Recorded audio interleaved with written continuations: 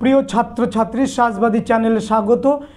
পুরনো অর্থাৎ 2023 সালের শেষ, 2024 সালের শুরু, নতুন শুভেচ্ছা, নতুন করে ভালোবাসা, নতুন করে নিজেকে জানা, নতুন করে নিজেকে চেনা, নতুন করে নিজেকে আবিষ্কারের সময় এসেছে। 2023 সাল যেভাবে কাটিয়েছি আমরা কখনোই চাইব না 2023-এর মতো 2024 সালটা আমার জীবনটা সেইভাবে কাটুক। আমি আরও প্রসপারিটি, আরও উৎকর্ষতার মধ্য দিয়ে নিজেকে নিয়ে যেতে চাই। আমি নিজেকে আরও সংশোধনের মধ্যে দিয়ে নিজেকে পরিপক্কতা গড়ে তুলতে চাই। আমার স্বপ্নের জায়গায় আমি চলে যেতে চাই এবং সেই সমস্ত সুখ সমৃদ্ধি আশা সমস্তকে সাক্ষী রেখে আমরা আজকে মাধ্যমিকের পঞ্চম অধ্যায়ের 2 নম্বরে যে প্রশ্নগুলো খুব গুরুত্বপূর্ণ সেইগুলো নিয়েই বসেছি তোমাদের সামনে। জানি অনেকের হয়তো এই প্রশ্নগুলো কমপ্লিট হয়েছে, অনেকের হয়তো এই প্রশ্নগুলো কমপ্লিট হয়নি। যাদের হয়েছে আবার নতুন করে ঝালিয়ে নাও, আর যাদের হয়নি অবশ্যই দেখে নাও। প্রথম প্রশ্ন, ভারতে কবে কোথায় কারা প্রথম ছাপাখানা প্রতিষ্ঠা করে? সেটে, এবিটিএ, ডাব্লিউবিটিএ অনেক জায়গা আছে। উত্তর হচ্ছে 1556 খ্রিস্টাব্দে পর্তুগিজরা গোয়াতে প্রথম ছাপাখানা স্থাপন করে এবং এখান থেকে আমরা দেখব যে কম্পান্ডিও স্পিরিচুয়াল ডিভাইডি ক্রিস্টিয়ানা যে নামক গ্রন্থ এইখানটা থেকেই কিন্তু উঠে আসবে। কী কারণে ছাপাখানার উদ্ভব ঘটে? ছাপাখানা কেন উদ্ভব ঘটে? বাংলা ভাষায় প্রশাসনিক কাজকর্ম পরিচালনা করা, বাংলা ভাষার শ্রীবৃদ্ধির ঘটানো, শিক্ষার প্রসার ঘটানো। নেক্সট হচ্ছে কে কবে আধুনিক মুদ্রণযন্ত্র আবিষ্কার করে? 1454 খ্রিস্টাব্দে জার্মানির জোহানেস গুটেনবার্গ আমরা জানি প্রথম ছাপাখানা চালু করেন। Next, a grammar of the Bengal language গ্রন্থের রচয়িতা কি? এটি কবে প্রকাশিত হয়? A grammar of the Bengal language গ্রন্থের হ্যাল হেদ যিনি প্রকাশনা করেছেন বা প্রকাশ করেছেন এবং এটি প্রকাশ করেন পরবর্তীকালে চার্লস উইলকিন্স ন্যাথানিয়ালের বা হ্যাল হেদের যে বইটি। নেক্সট হচ্ছে বাংলাদেশের ছাপাখানা প্রসারের 2টি কারণ লেখো। কোম্পানির প্রশাসনিক সুবিধার জন্য 1 নম্বর আমরা বললাম। 2 হচ্ছে সরকারি এবং বেসরকারি বিদ্যালয়গুলির বা সংস্থাগুলির চাহিদা মেটানোর জন্য এই ছাপাখানা প্রসার হয়েছিল। কে কবে বাংলায় ছাপাখানা স্থাপন করেন? 1780 খ্রিস্টাব্দে আমরা দেখব জেমস অগাস্টাস হিকি প্রথম ছাপাখানা বাংলায় ছাপাখানা স্থাপন করবেন এবং সত্যি কথা বলতে কি হিকির গেজেট প্রকাশিত হবে। নেক্সট হচ্ছে চার্লস উইলকিন্স কেন স্মরণীয়? চার্লস উইলকিন্স হচ্ছে বাংলার চলনশীল হরফ নির্মাতা, তার জন্য তিনি বিখ্যাত এবং হ্যালেদের a grammar of the Bengal language বইটি তিনি কিন্তু ছাপান। কাকে কেন বাংলার গুটেনবার্গ বলা হয়? চার্লস উইলকিন্সকে বাংলার গুটেনবার্গ বলা হয় কারণ 1 নম্বর কারণ জার্মানির গুটেনবার্গ যেমন মুদ্রাক্ষর আবিষ্কার করে সারা পৃথিবীতে সাড়া ফেলে দিয়েছিলেন এবং মুদ্রাক্ষর আবিষ্কার করে ছাপাখানার মাধ্যমে শিক্ষার আঙিনায় নতুন নবযৌবন এনেছিলেন, তেমনি বাংলার ক্ষেত্রে চার্লস উইলকিন্স ছাপাখানা প্রসারের মধ্য দিয়ে বাংলায় নবজাগরণ এনেছিলেন শিক্ষা, দীক্ষা, সংস্কৃতি, চেতনায়, বিজ্ঞানে সমস্ত দিক থেকে। পঞ্চানন কর্মকার স্মরণীয় কেন? হুগলির স্বর্ণশিল্পী ছিলেন পঞ্চানন কর্মকার। তিনি প্রথম ছেনি দিয়ে কেটে তিনি বাংলা হরফ তৈরি করেন এবং বাংলার ছাপাখানার গতি এনেছিলেন, এর জন্য তিনি বিখ্যাত। শ্রীরামপুর ত্রয়ী কাদের বলা হয়? তোমরা অনেকে জানো। ব্যাপটিস্ট মিশনের 3 জন সদস্য উইলিয়াম কেরি, উইলিয়াম ওয়ার্ড এবং জোশুয়া মার্সম্যানকে শ্রীরামপুর ত্রয়ী বলা হয়। তারা প্রথমে শ্রীরামপুর মিশন প্রতিষ্ঠা করে, ছাপাখানা প্রতিষ্ঠা করে এবং তাদের হাত ধরেই বাংলার ছাপাখানার প্রসার বা অগ্রগতি ঘটে। বাংলা ভাষায় প্রকাশিত প্রথম সংবাদপত্রটির নাম প্রথম সংবাদপত্রটির যেটা বেরিয়েছিল দিগদর্শন 1878 সালে এবং সমাচার দর্পণ কিন্তু সেটাও কিন্তু 1818 সালে। সমাচার দর্পণ ছিল সাপ্তাহিক পত্রিকা, দিগদর্শন ছিল মাসিক পত্রিকা। উইলিয়াম কেরি কী জন্য স্মরণীয়? উইলিয়াম কেরি শ্রীরামপুর ব্যাপটিস্ট মিশনারির 3 জন সদস্য, তার মধ্যে উইলিয়াম কেরি ছিলেন অন্যতম। তিনি ছাপাখানা প্রতিষ্ঠা করেছিলেন 1800 খ্রিস্টাব্দে, শ্রীরামপুর মিশন প্রতিষ্ঠা করেছিলেন এবং শুধু তাই না 1818 খ্রিস্টাব্দে শ্রীরামপুর কলেজ প্রতিষ্ঠা করেছিলেন এবং ছাপাখানা উৎকর্ষতা এবং বাংলা ভাষায় বই প্রকাশের ক্ষেত্রে এবং হেয়ার স্কুলের সমস্ত পুস্তক তার হাত ধরেই কিন্তু এক কথায় বলা চলে যে সরবরাহ হয়েছিল। নেক্সট হচ্ছে ছাপা বইয়ের সঙ্গে শিক্ষা বিস্তারের সম্পর্ক কী, খুব গুরুত্বপূর্ণ প্রশ্ন। 1 নম্বর হচ্ছে ছাপা বইয়ের সাথে শিক্ষাবস্তু সম্পর্ক হচ্ছে পরিপূরক, অর্থাৎ যদি মুদ্রার এপিঠ আর ওপিঠ কোনটাকে গুরুত্বপূর্ণ যদি তোমার কাছে বলা হয়, তেমনি তুমি যেমন উত্তর দেবে মুদ্রার দুটো পিঠই যেমন সমান, ঠিক এখানেও তাই ছাপাখানাও কিন্তু খুব গুরুত্বপূর্ণ শিক্ষা প্রসারের ক্ষেত্রে, শিক্ষা বিস্তারের ক্ষেত্রে, বাংলা নবজাগরণের ক্ষেত্রে কিন্তু ছাপাখানা গুরুত্বপূর্ণ ভূমিকা পালন করেছিল। তাহলে এটা লিখবো 1 নম্বর। 2 নম্বর লিখবো যে সমস্ত স্কুল কলেজ বিদ্যালয়ের পাঠ্যপুস্তকের ঘাটতি মেটানো এবং সেই পাঠ্যপুস্তকের মধ্য দিয়ে শিক্ষার প্রসার ঘটানো। নেক্সট হচ্ছে গঙ্গা কিশোর ভট্টাচার্য স্মরণীয় কেন। গঙ্গা কিশোর ভট্টাচার্য প্রথম বাঙালি প্রকাশক এবং পুস্তক বিক্রেতা, প্রথম লাইনে এটা লিখবে। তারপর লিখবে বাঙ্গাল গেজেটি তার মাধ্যমে প্রকাশিত হয়েছিল, এটা লিখবে। 3 নম্বর লিখবে তার হাত ধরে বাঙালিরা প্রথম মুদ্রণ এই শিল্পের মধ্যে দিয়ে যে ব্যবসায়িক উন্নতি ঘটানো যায় সেই ভাবনাটা, সেই চিন্তাটা প্রথম সুদূর প্রসারী ফল যার হাত ধরে গড়ে উঠেছিল সেটা হচ্ছে গঙ্গা কিশোর ভট্টাচার্য, এটা লিখবে। এবং পুস্তকানার মধ্য দিয়ে যে রুটি রোজগার বা বৃত্তি যে জীবনের বাঁচার ক্ষেত্রে এটা অন্যতম গুরুত্বপূর্ণ মাধ্যম হতে পারে, সেটাও আমরা পাই যার হাত ধরে, তার নাম হচ্ছে গঙ্গা কিশোর ভট্টাচার্য। নেক্সট কে কী উদ্দেশ্যে ফোর্ট উইলিয়াম কলেজ প্রতিষ্ঠা করে। লর্ড ওয়েলেসলি 1800 খ্রিস্টাব্দে ফোর্ট উইলিয়াম কলেজ প্রতিষ্ঠা করেছিলেন। কারণ আমরা দেখেছি যে সমস্ত ভারতবর্ষে সিভিলিয়ানরা এসেছিল, অর্থাৎ ইংল্যান্ড থেকে যে সমস্ত ব্রিটিশ সিভিলিয়ানরা এসেছিল, তারা এদেশীয় শিক্ষা দীক্ষা সংস্কৃতি কিছুই জানতো না। তাহলে এদেশের শিক্ষা দীক্ষা সংস্কৃতি তো জানতে হবে, তাহলে তার জন্য কি ব্যবস্থাপনা হচ্ছে ফোর্ট উইলিয়াম কলেজ। এই ফোর্ট উইলিয়াম কলেজ এবং পরবর্তীকালে আমরা দেখব প্রাচ্য পাশ্চাত্য শিক্ষাক্ষেত্রে আরেকটা প্রতিষ্ঠান, তার নাম হচ্ছে এশিয়াটিক সোসাইটি। এইগুলোর মধ্য দিয়ে এই সব সিভিলিয়ানদের ভারতীয় শিক্ষা সংস্কৃতি সম্পর্কে জ্ঞান দান করার জন্য। শিক্ষার প্রসারে ছাপাখানার দুটো গুরুত্ব। অল্প সময়ে 1 নম্বর গুরুত্ব লিখবে, অল্প সময়ে বেশি বই ছাপিয়ে সেটা সাধারণ মানুষের কাছে পৌঁছে দেওয়া বা বিদ্যালয়ের ছাত্রছাত্রীদের কাছে পৌঁছে দেওয়া বা বিশ্ববিদ্যালয়ের ছাত্রছাত্রীদের কাছে পৌঁছে দেওয়া 1 নম্বর। 2 হচ্ছে ছাপাখানার মধ্য দিয়ে যে নতুন পেশার সৃষ্টি হতে পারে, ছাপাখানার মধ্য দিয়ে যে রুটি রোজগার হতে পারে, সেটাও কিন্তু কম গুরুত্বপূর্ণ নয়, এটাও তোমরা দ্বিতীয় লাইনে লিখে আসবে। বাংলা মুদ্রণের ক্ষেত্রে বটতলা প্রকাশনা, দেখো শোভাবাজার সহ দর্জিতলা আহরিতলা কুমারটুলি আহিরিটোলা চোরাবাগান জোড়াসাঁকো প্রভৃতি স্থানটাকে কেন্দ্র করে কিন্তু বটতলা সাহিত্যের শ্রীবৃদ্ধি ঘটেছিল। এখানে যেমন অশ্লীল বই ছাপানো হতো, তেমনি এখান থেকে বিভিন্ন অনুবাদ সাহিত্য প্রকাশিত হতো, বিভিন্ন ধর্মগ্রন্থ কিন্তু এখান থেকে প্রকাশিত হতো। সুতরাং একদিক থেকে বটতলা সাহিত্য যেমন অশ্লীল বই প্রকাশনার ক্ষেত্রে অনেকে অভিযোগ করেন যে এটা গুরুত্বপূর্ণ ছিল, কিন্তু পাশাপাশি বা বিভিন্ন বাংলা যে বা আমাদের গ্রন্থগুলো আছে, বাংলা যে আমাদের ধর্মগ্রন্থ আছে, সেগুলো কিন্তু প্রকাশনা এখান থেকে হতো। এইগুলো মনে রাখতে হবে। নেক্সট প্রশ্ন হচ্ছে কে কী উদ্দেশ্যে স্কুল বুক সোসাইটি প্রতিষ্ঠা করে। 1817 খ্রিস্টাব্দে David Hare school book society প্রতিষ্ঠা করে। উদ্দেশ্য ছিল কি?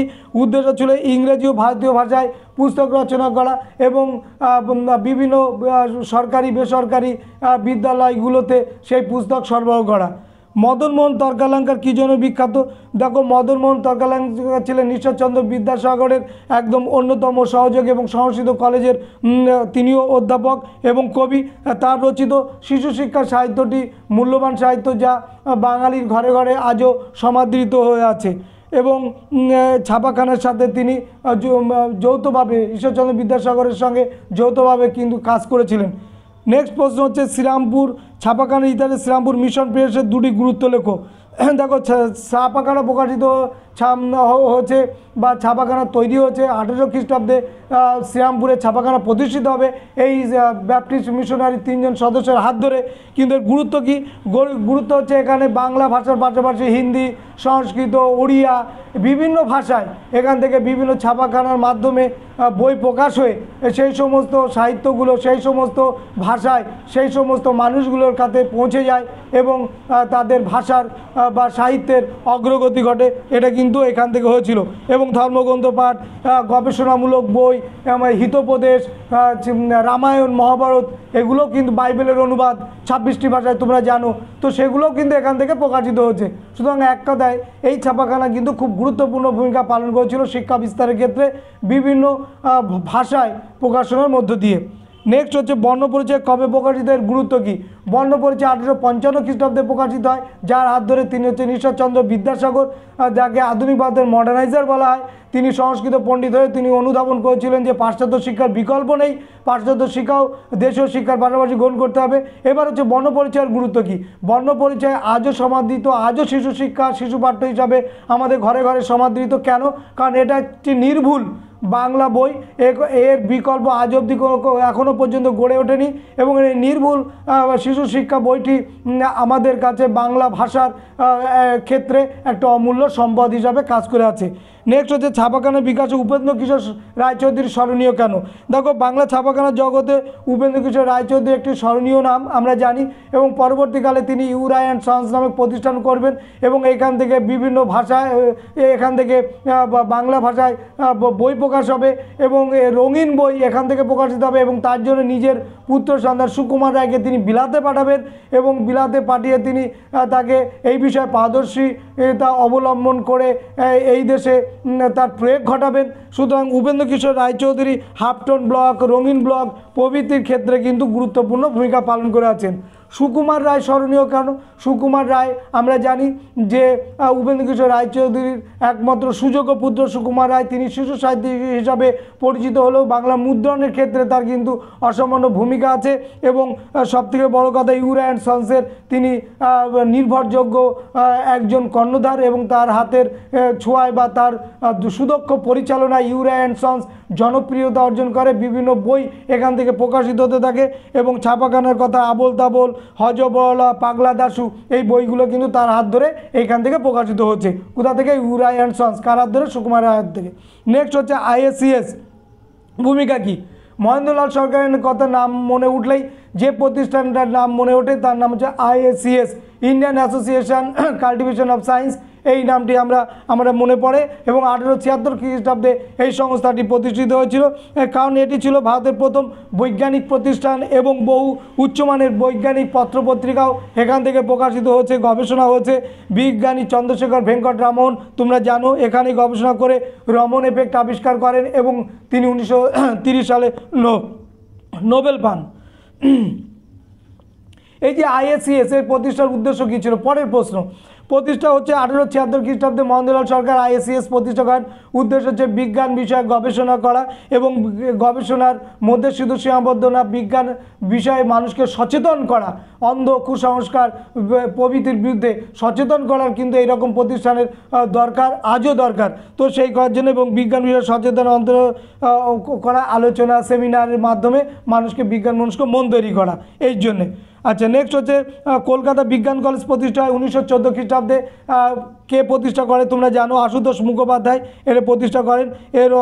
এবং অর্থ, জমি সমস্তটাই কিন্তু তিনি দিয়েছিলেন এবং তারকনাথ পালিত এবং রাসবিহারী ঘোষ তারাও কিন্তু জমি এবং অর্থ দিয়ে এই প্রতিষ্ঠানটি প্রতিষ্ঠা করতে সাহায্য করেছিল। মেঘনাথ সাহা স্মরণীয় কেন? ভারতের অন্যতম বিজ্ঞানী ছিলেন মেঘনাথ সাহা।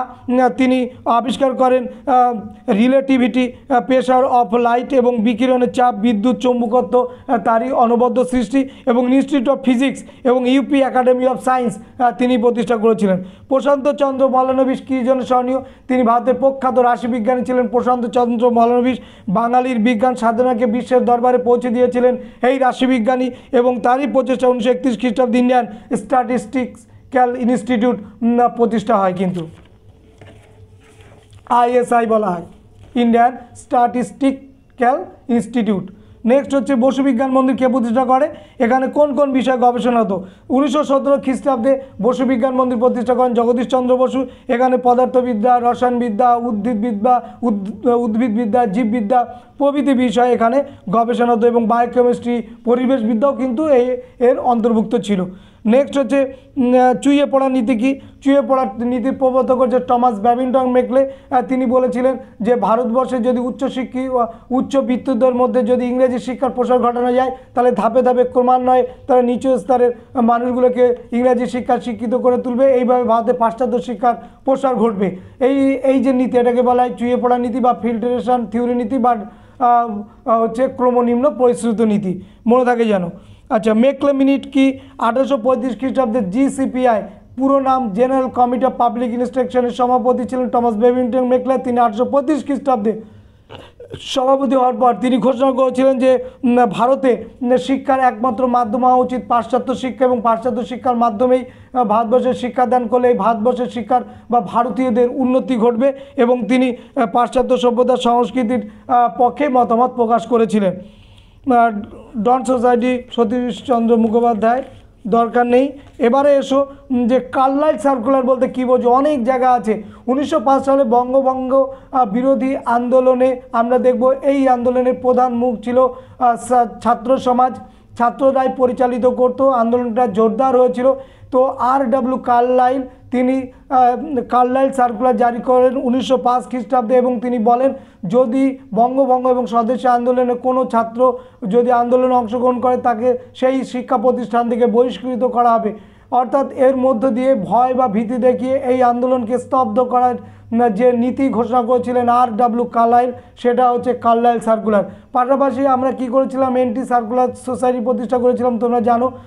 সেটার আসছি আমরা 1905 সালে যখন এটা তৈরি হলো তখন শচীন্দ্র কুমার বসুর নেতৃত্বে কার্লাইল সার্কুলারের পাল্টা অ্যান্টি সার্কুলার সোসাইটি প্রতিষ্ঠা করা হলো।